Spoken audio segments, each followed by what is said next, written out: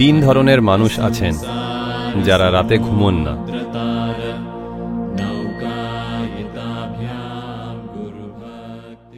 একজন রোগী, সে রাতে ঘুমোবে না। রোগী মানে অসুস্থ ব্যক্তি, সে ঘুমোতে পারে না। একজন ভোগী, সে রাতে ঘুমোবে না।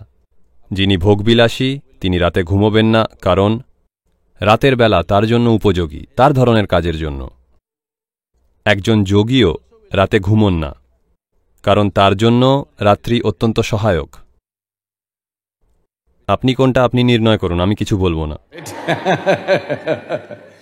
রাত্রি কেন, তার কারণ হল, দেখুন, আলো। আমরা আলোকে গুরুত্ব দিই কারণ আমাদের দেখার যন্ত্রগুলো একটা নির্দিষ্টভাবে তৈরি। আলো যেটা করে সেটা হলো, সেটা সব কিছুকে স্পষ্ট করে তোলে। দেখুন, আলো আছে বলে আমি এনাকে এনাকে এনাকে এনাকে আলাদা করে দেখতে পাচ্ছি। ধরুন আলো চলে গেল এবং ঘর অন্ধকার হয়ে গেল, আমি কেবল দেখতে পাবো প্রচুর লোক রয়েছেন, কিন্তু তখন আলাদা করে আর কাউকে দেখতে পাবো না। তো রাতে সীমাহীনতার একটা নির্দিষ্ট অনুভূতি পাওয়া যায়। তাই জন্যই যোগের জন্য, যৌনতার জন্য, বন্ধুত্বের জন্য, একসাথে থাকার জন্য, পড়াশোনার জন্য, মনোযোগ করার জন্য, এই সব কিছুর জন্যই রাতের সময়টা বেশি উপযোগী। কারণ সেই সময় আপনার ও অন্যান্যদের মধ্যে যে গণ্ডিগুলো সেগুলো কমে যায় এই রাতের সময়। কেবল এই জন্যই, কারণ আমাদের দৃষ্টির যন্ত্রগুলো এভাবেই কাজ করে। আলো না থাকলে সবকিছুই মিশে এক হয়ে যায় আমাদের অভিজ্ঞতাতে। তো একজন যোগী, একজন ভোগী, একজন রোগী, এই তিনজনই রাতকে ব্যবহার করেন। আপনিও এর ব্যবহার করতে পারেন। কেবল পরের দিন ক্লাসে এসে না ঘুমোলেই চলবে। ক্লাসে এসে না ঘুমোলেই সব ঠিক আছে, কোনো সমস্যা নেই। তবে আপনি দেখবেন, আপনি এটা চেষ্টা করে দেখবেন। আমি কিছু বলতে পারি? আমি এরকম ছিলাম। আমি যদি ঘুমোই, সকালে আমার স্কুল থাকতো ওই 8:30 নাগাদ, তো 6:45 থেকেই আমার মা আর বোনেরা আমাকে জাগাতে আরম্ভ করত, পরপর বিভিন্ন রকম উপায়। অনেক কিছু করে আমায় বিছানায় উঠে বসাতো, আমার হাত মুচকে, কান মুলে, এই করে সেই করে। মা আস্তে করত, দিদিরা টানা হ্যাচড়া করত। তারপর আমি আবার, দিদিরা আমায় টেনে নিয়ে যেত।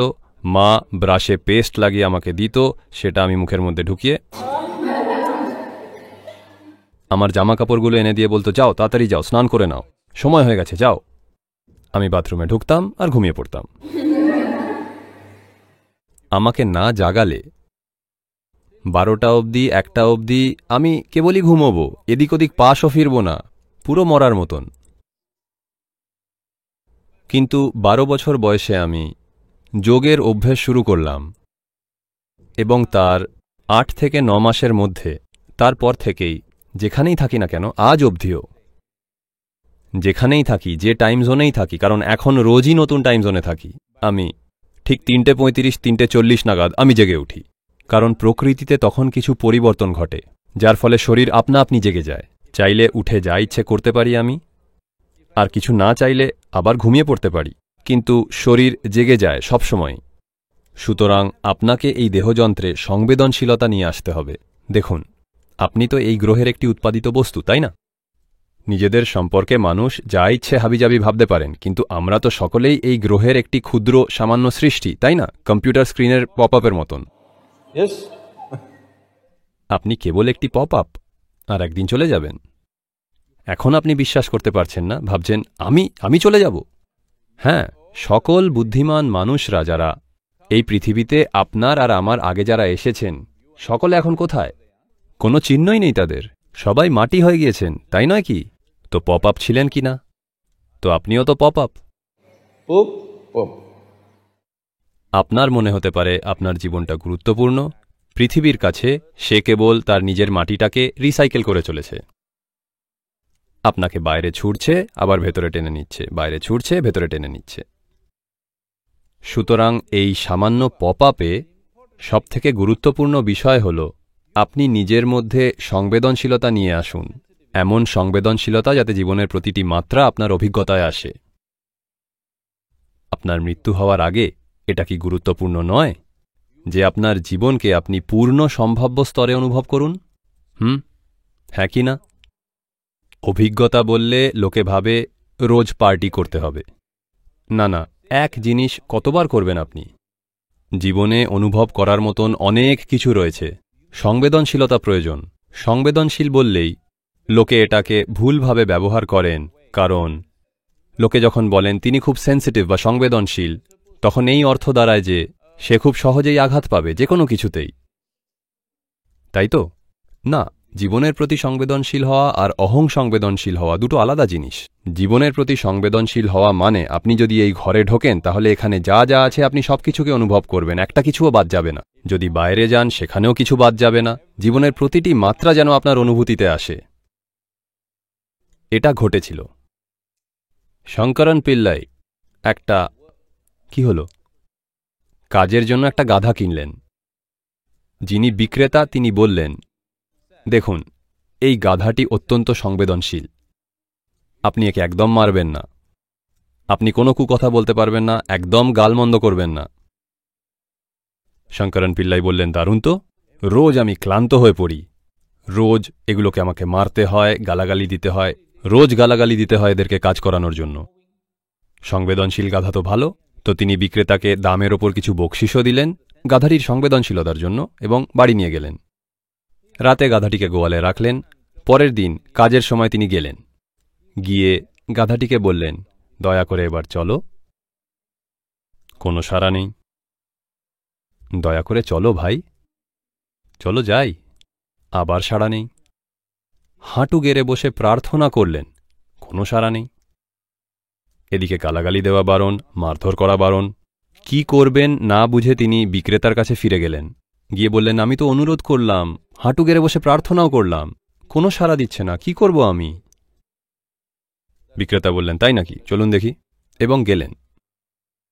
এরকম একটা মোটা লাঠি নিলেন, মাথায় এক বাড়ি মারলেন, তারপর লাঠিটা ফেলে দিয়ে বললেন, চলো। গাধাটা চলতে লাগল।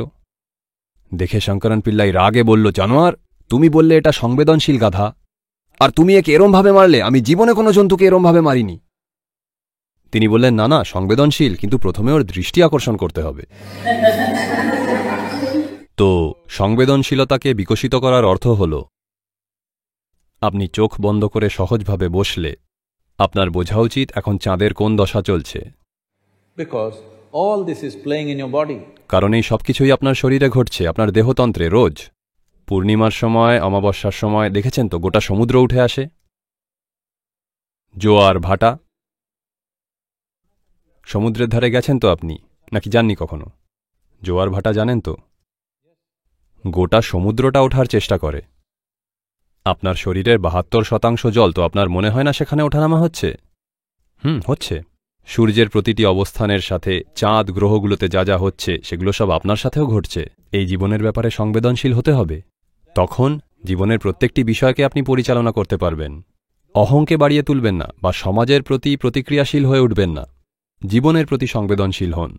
এই জীবনের সাথে যা যা ঘটছে সেটার সম্বন্ধে আপনি যদি সম্পূর্ণ সচেতন হন, তাহলে আপনার জিপিএস সবসময় চালু থাকবে, কোনো সমস্যা হবে না, আপনি কোনোদিনও হারাবেন না। কে কি বলল কিচ্ছু যা আসবে না, বা কিরম পরিস্থিতিতে আপনি পড়বেন কোনো দিনও আপনি বিভ্রান্ত হবেন না যদি সংবেদনশীলতা আসে। কেবল এটাই প্রয়োজন এই জীবনের জন্য, যে আপনাকে সংবেদনশীল হতে হবে। আজকে আমরা এমন এক মনস্তাত্ত্বিক কাঠামো তৈরি করেছি যার জীবনের সঙ্গে কোনো সম্পর্ক নেই। হ্যাঁ, সামাজিক প্রেক্ষাপটে গুরুত্ব রয়েছে, কিন্তু জীবনের সাথে কোনো সম্পর্ক নেই।